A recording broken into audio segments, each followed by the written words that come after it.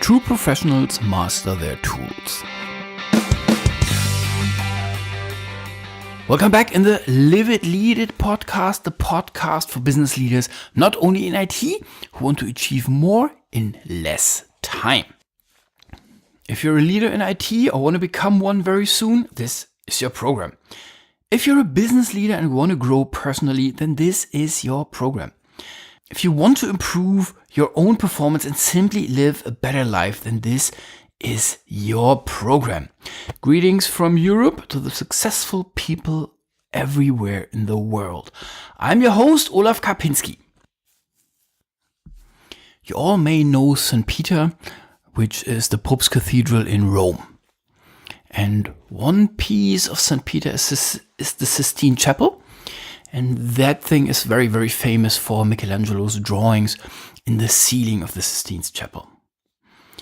When you look at those pictures at the ceiling, and if you haven't visited it yet, then I really can heavily recommend it. When you go on liveitleadit.com/episode 014, which is liveitleadit.com/episode 014, then you find a link to those pictures. This website is a bit is German, and it's not really worth to read the German, but it's a nice. You have the big picture of the ceiling, and you can click on it, and then you see the details of the ceiling pictures. And Michelangelo started with the drawing in 1508, and he finished in 1512. He was engaged by Pope Julius II. And he already was a master. I mean, not the Pope, but Michelangelo. He really was a master, and he has simply been tasked to color the ceiling. That's all, at least from what we know. He has not been given a precise statement on what he really has to draw there. You can see a drastic improvement. This is made out of squares, so to say. So you have segment.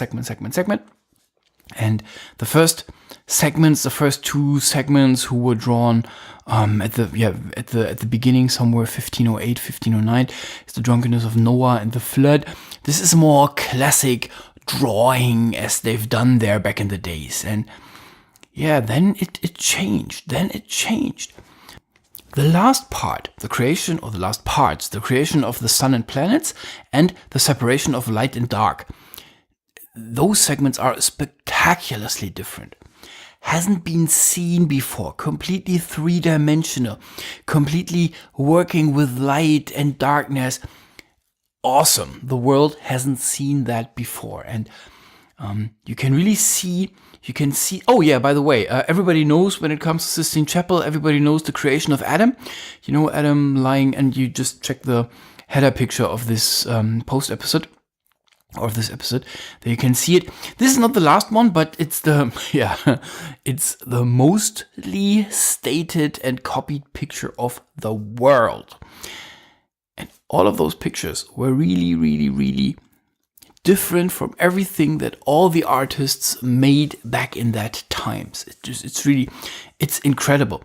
The later segments had far less figures, far less people in them. So the flood is crowded with people, whereas the separation of light and dark is only one person, and it's just really, it works perfectly and beautifully. And writing or drawing a flood is quite from the topic, it's just much more easy, or much easier than draw the separation of light and dark, and less people, but much more turned bodies. The bodies always just are bent and turned in all directions, naturally, but unseen until then in drawings. Very, very awesome. Funnily enough, this masterpiece of arts in history of mankind is made by, micro tools. It's a lot of cloth, mortar, spatula, some brushes, but that's all. When you look at the tools, it's just the same tools as, the paint shop down the road. It's no difference. It wasn't the tools, it was the genius of Michelangelo.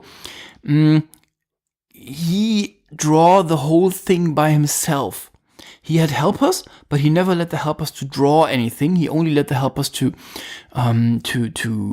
prepare the colors. And my assumption is to draw the lines of the segments, the very high level stuff where you don't need any genius on this, but which is just simply work, and maybe the foundation on the ceiling. But all the drawings that you can see is all handmade by Mr. Michelangelo himself. Awesome. So let's start with today's episode. True professionals master their tools, which leads to the question, do we master our tools? Which leads to the kind obvious question which nobody asks, do we know our tools? And you've heard me saying I'm not a big fan of spontaneous answers, because those spontaneous answers usually are just they miss something. So let's start with a little list of what is the tools that we are using and what I'm talking about. I need to separate this now a little bit from my role as an entrepreneur, which I am now, versus the role when I was an employed leader, like back in the days. And as I said, I have 18 years of history and career in corporate world, so I know this as well. So I'm focusing on the corporate world tools, and not so much on the tool. They are a little bit different of what I use right now, and I explain you this in a second. I believe the most important tool is the smartphone, simply because it's really mighty, and it's I don't care if you use an iToy from Apple or if you use some random Android phone. I feel sorry for you if you're forced into BlackBerry, and I feel even worse for you if you're forced into this Windows Mobile stuff. But the smartphone is one of the mostly used tools. It's always with you. It knows your calendar. You can do fundamental work, so to say. You can add some numbers into some spreadsheets. Sorry, you cannot really seriously make a presentation on a smartphone. The tools are there, but that's impossible, at least in my world. So smartphone is all the information at your fingertips because it has the browser on it. So you have whatever you need, you have the information there. And yes, I know lots of people use this as the distraction toy. They just then install, all the so-called social networks, but this Facebook stuff, and then they just burn time with it. Microsoft Office, I believe, is in corporate world day in, day out, the favorite tool suite that is used. And if you do not use Microsoft Office, if you just use LibreOffice or the stuff from Apple, that's kind of all the same. It's a tool that you should master and that you should understand. A laptop is a common tool for a leader and a manager. This is what I thought until some month ago, when I've got to know someone who was just starting in a reasonably high position, but this whole company doesn't use laptops. And I thought, what? Okay, that's quite funny. So not every, but I believe everybody who just has a certain level in the hierarchy has to have a laptop, because my understanding of leadership is you run around and talk to people, and you have to have your information with you. So and in the plane you can't take your desktop. So and here this is just some highlights. I don't know if you know those people who just run through the offices with half-closed laptops. They then have their fingers in the lid so that it doesn't close down. And when you ask them, "What are you doing?" Yeah, when I close it, then it stops, and it takes ages until it's back again. Okay, yeah, good, very good. Quite pathetic. Just go into, if you run a Windows operating system, then just go into the energy settings, and there is a precise menu that tells you what you can do or what the laptop does when you close the hood. This is what I mean. People come into the meeting room and everybody is waiting, and they then require or need 10, 5, 15 minutes to bring the picture from the laptop onto the projector. Know your tools. Going back to the list of tools, we have reporting tools. Usually the companies have reporting tools, and those tools pretend to show us how the company works or how our organization is. I really call it pretending, because we know that most of those tools have good idea behind it, but then the execution of this good idea is just sometimes you just simply extract the data into Excel, and then Excel then gives you the real information, which is a bit shabby, because usually the reporting tool just costed the company some million. But yeah, this may happen. You have always some homegrown tools. The company just programmed this, that, and the other, and this starts with Excel macros, or this is this web service who is there on this web server, da-di-da-di-da, and does whatever stuff it does. Those are the tools, and this was not a complete list. Let's go through it. What are the tools that are important for you? And then add on to that list, this is my recommendation, that you give yourself the honest minute, and then you write down how is your mastership level on those tools. Sorted by importance for your job, and then be honest, give it your mastery level. If a manager is not 150% on the tool PowerPoint and on the ability be a good presenter, then I say, sorry, you need to just go back and do your homework. Communication is key for us as leaders. And if you can't make a good presentation, and that includes the presentation tool PowerPoint, sorry, then you failed. Same with your emailings. If a manager comes along, and usually it's only a manager, it's not a leader. If a manager comes along and says, no, I don't have my emails on my smartphone because, and then there is a technical explanation like, I can't make it happen and I don't know the password and stuff. Sorry, dude, you fail. And if you have managers who work like that and they report to you, then have a serious word with them. So know your tools. And once you know your tools, or with that comes a decision, another decision. How do you want to be perceived? Do you want to be perceived as, the old silverback who says I can't deal with all of that modern fancy technology? Yeah, okay. That is a decision. Or do you want to be perceived as the gal who just seamlessly and fluently makes use of all the new technologies, makes use, not just playing around, but just makes use it, and even if she is not a so-called millennial, it starts with your decision how you want to be perceived. I believe we all shall aim for the latter one. Nobody who I take serious can really say, and who I believe can be successful over the next 10 years, can say, I have no clue about technology and I'm too old to learn. If you're too old to learn, then you have to retire, sorry to say. So first is, what is your decision? It is not funny if a manager and a leader cannot, within seconds, bring the picture from the laptop onto the projector. It is not funny, even if lots of people still can't do it. It's always a pain. They need to fiddle around. They don't have the adapters, maybe even for their laptops, so that they can connect it to the cables. They do not know the key combination of the laptop, and so on. It's a shame. I believe this is simply not successful. Number one, it burns time, but here's the second thing. You as a leader are the person who your people copy. You are seen, you are their example. If you have no clue about technology, make a guess what your people do. If you are holding really uninspiring and technically not well-made presentations, you can't expect anything else from your troops. If you run around day in and day out and bitch around that SAP is a pile of garbage, what do you expect your people to do? So this is, have an eye on that. I believe you have to master your tools. I have no second opinion about that. So make yourself an overview. What are the tools that are there? What are the tools that make you successful? And then invest time and master those tools. And do you really want to be successful? Do you really want to be successful? I'm not sure if I can share this with you, but there is this, us, the successful people of the world, we have a secret, and we just hide this from the rest of the world to avoid that the others just become as successful as we are. And I believe I can share this little secret with you, because you want to become one of the successful people of the world. And here is the porno proposal for become successful. Hold tight, here it is. And this is the secret. Read manuals. It's really like that. It is really like that.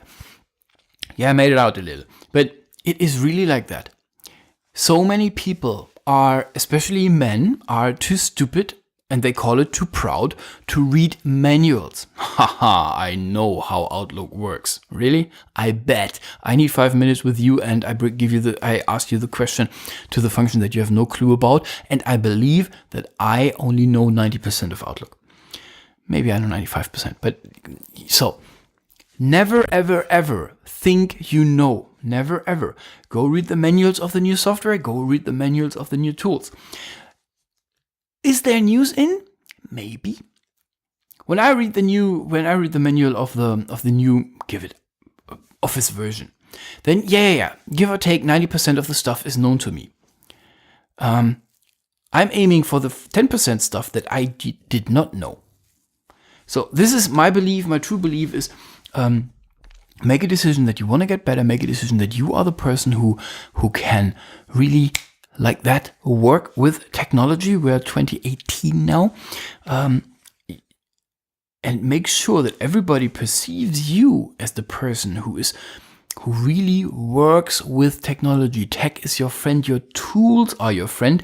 Otherwise, you just need to go back to pen and paper. And when you do pen and paper, you are slow. That's all. That is tools. And now let's go back and hold down for a second. I've said this at the beginning of the podcast. I believe the most important skill for a leader is communication.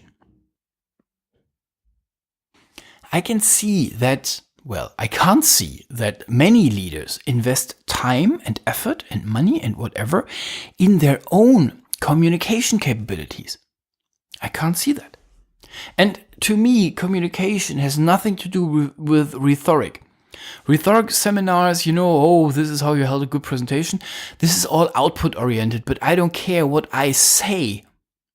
I care about that my thoughts go into the brain of the person that I talk to. It's a big difference.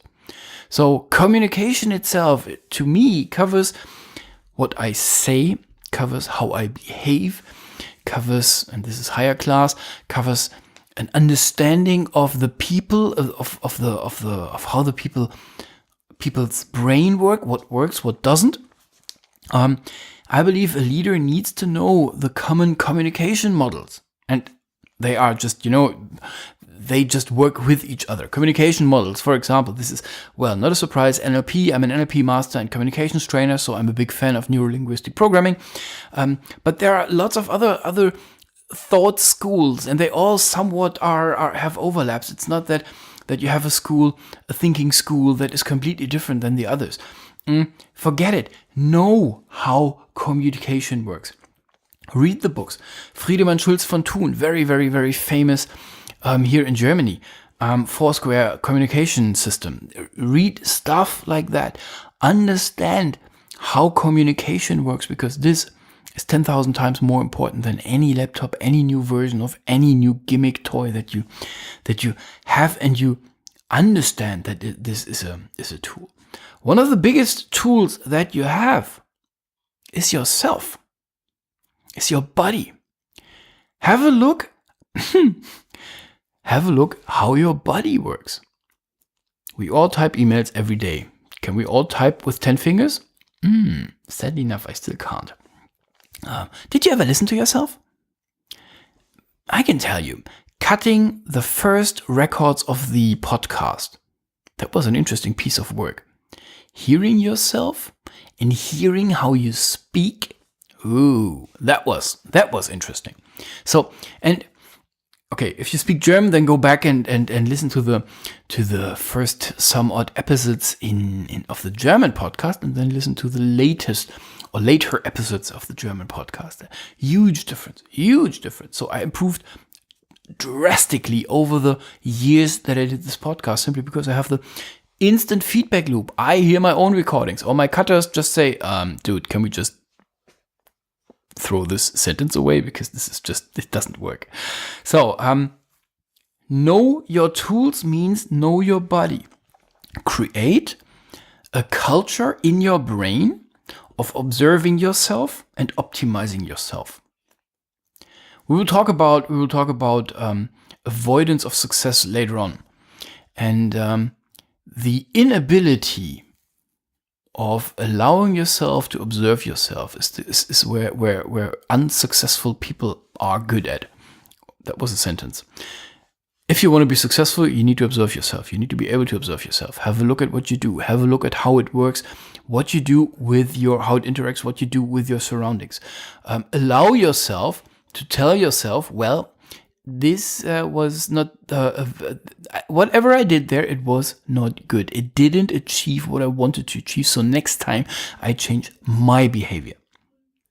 Successful people don't go home and say, my people are too stupid. They don't understand what I say. So create in your brain a culture of self-observing and of become better. Michelangelo gives us a nice lesson. Mastery creates mastery. He was awesome. When the Pope hired him, he already did the Pietà and the David.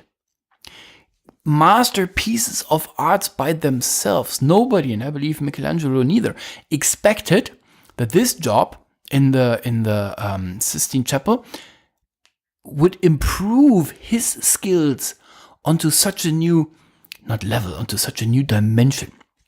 He was awesome and he became a genius.